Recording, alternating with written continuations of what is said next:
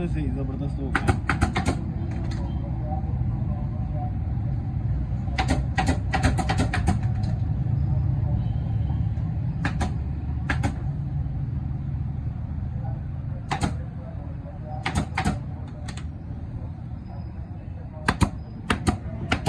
जी ऐसा ही हो गया, इसकी तंदी गैप हो गई।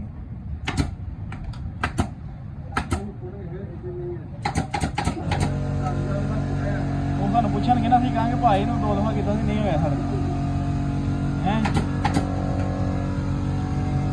असीं उन्हां नूं इंज जवाब देंगे कि साडे जिहड़े पुछण वाले सन ना बंदे, वो कहंदे भाई ऐ नहीं हुंदा। हाँ भाई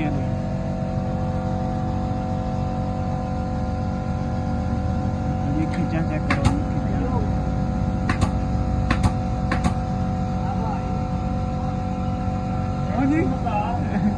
जी जान के भेज ड्रामे करते ने, कर लेंदे ने।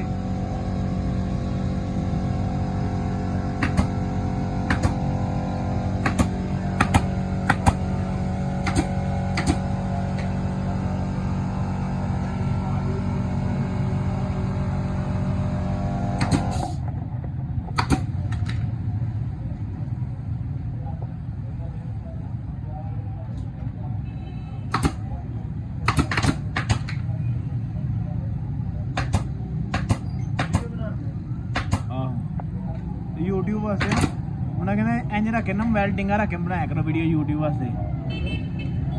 उन्होंने कोई अपना सिस्टम है, इन्हों का कोई अपना यूट्यूब का सिस्टम है इस तरह की। आहो यूट्यूब वास्ते चाड़ के फिर डिलीट कर देंगे।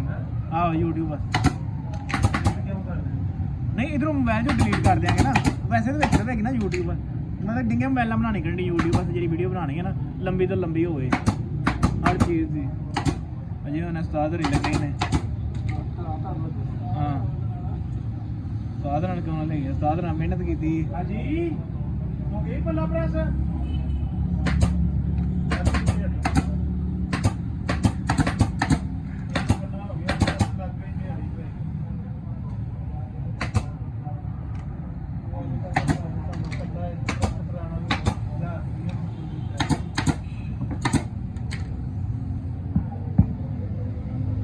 खरबूजा बन गया। मैं क्या उन्होंने सानू पूछना ना कि यह की है, कहेंगे भाई असीं 2 दफा किया सी तंदी नहीं थल्ले हुई साडे कोल।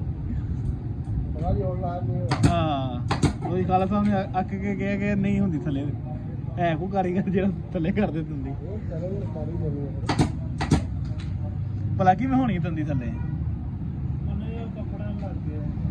हाँ कपड़ा फिक्स हो गया।